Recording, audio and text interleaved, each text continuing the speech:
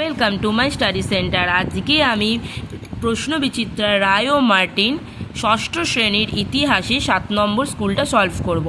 আগের দিন আমি 6 নম্বর স্কুল সলভ করে দিয়েছিলাম, তো আজকে 7 করব। চলো শুরু করি। প্রথমে 3টে প্রশ্ন আছে, 3 নম্বর। প্রথম প্রশ্ন, ঋগ্বেদে কার উদ্দেশ্যে গায়ত্রী মন্ত্র রচিত হয়েছে? এর অ্যান্সার হবে সবিত্রী। তারপরের প্রশ্ন, মেগালিথ হলো, এর অ্যান্সার হবে পাথরের সমাধি। তারপরে কোন বৌদ্ধ সম্মেলনে হিনজান ও মহাযানের মধ্যে বিভাজন হয়?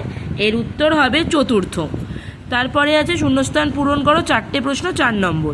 প্রথম প্রশ্ন, কাদের মধ্যে 10 রাজার যুদ্ধ হয়? তোমাদের বইয়ের 51 নম্বর পাতাতেই পেয়ে যাবে। এখানে সুদাস ভরত গোষ্ঠী রাজা সুদাসের সঙ্গে অন্যান্য 10টি গোষ্ঠীর রাজাদের যুদ্ধ হয়। তারপরের প্রশ্ন, রত্তিন কারা? এর উত্তর হলো বৈদিক যুগে শাসন কাজে রাজাদের যে সাহায্য করতেন তাদের রত্নিন বলা হতো। পরের প্রশ্ন, বৈদিক শিক্ষার প্রধান 2টি বিষয় কী কী? এর উত্তর হবে ছন্দ ও ব্যাকরণ। পরের প্রশ্ন, আজীবিক গোষ্ঠীর প্রতিষ্ঠাতাকে? মঙ্গলীপুন্তক। পরের প্রশ্ন, খস্তম্ভ মেলা, কয়ের সাথে খ মেলাতে হবে, 4টে আছে, 4 নম্বর। প্রথম বৈদ্য সঙ্গীতি, এটার উত্তর হবে রাজগৃহ। কড়াই আছে মল্ল, মল্লর সাথে হবে পাবা। চিত্রিত ধূসর মৃৎপত্র, এটার সাথে হবে ভগবানপুর। আর জাতকের গল্প, বুদ্ধের জন্মে পূর্ববর্তী গল্প। সত্য মিথ্যা লেখো, 2 নম্বর আছে। প্রথম প্রশ্ন, আর্য একটি জাতিবাচক শব্দ, এটা হবে মিথ্যা। গৌতম বুদ্ধের পূর্ব নাম সিদ্ধার্থ, এটা হবে সত্য। পরের প্রশ্ন, নির্দেশ অনুযায়ী উত্তর লেখো। 1 গুণ 3, 3টে প্রশ্ন আছে, 3 নম্বর। প্রথম প্রশ্ন, বৈদিক যুগে ড্যাশ বছরে পড়াশোনা শেষ হলে সমাবর্তন অনুষ্ঠিত হতো? এর উত্তর 12। পরেরটা, বেমানা শব্দ কাশী মগধ কৌশল, এটা হবে ব্রিজি।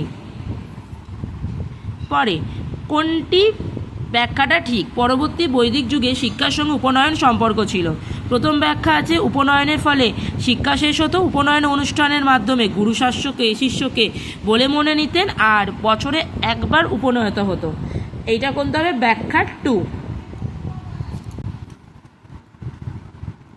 পরের প্রশ্ন, 2-3টি বাক্যে উত্তর দাও, যে কোনো 6টি। 2 গুণ 6। চতুরাশ্রম বলতে কি বোঝো? তোমাদের বইয়েই 56 নম্বর পাতায় পেয়ে যাবে। পরের প্রশ্ন, বজ্রীদের উন্নতির জন্য গৌতম বুদ্ধ কী কী উপদেশ দিয়েছিল? এটা তোমাদের বইয়েই 89 পাতায় পেয়ে যাবে। পঞ্চমহাব্রত কি? তোমাদের বইয়ে 91 পাতাতে পেয়ে যাবে। ধর্মচক্র প্রবর্তন বলতে কি বোঝো? এইটা সয়কাতে 91 পাতায় পেয়ে যাবে, ধর্মচক্রের প্রবর্তন। বা তোমাদের বইতে পেজ নাম্বার 71-ও পেয়ে যাবে ধর্মচক্রের প্রবর্তন। পরের প্রশ্ন, একলব্য গল্প থেকে তুমি কি নৈতিক শিক্ষা পাও? এইটা তোমাদের বইয়ের 59 নম্বর পাতায় রয়েছে।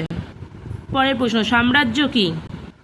তোমাদের বইয়ে তোমরা পেয়ে যাবে 79 নম্বর পাতাতে, 6 নম্বর চ্যাপ্টার। তো আমি শর্ট কোশ্চেন সলভ করে দিয়েছি, বড় প্রশ্নও সলভ করে দিয়েছি। তো আবার পরের ভিডিওতে দেখা হবে। আজকের জন্য টাটা।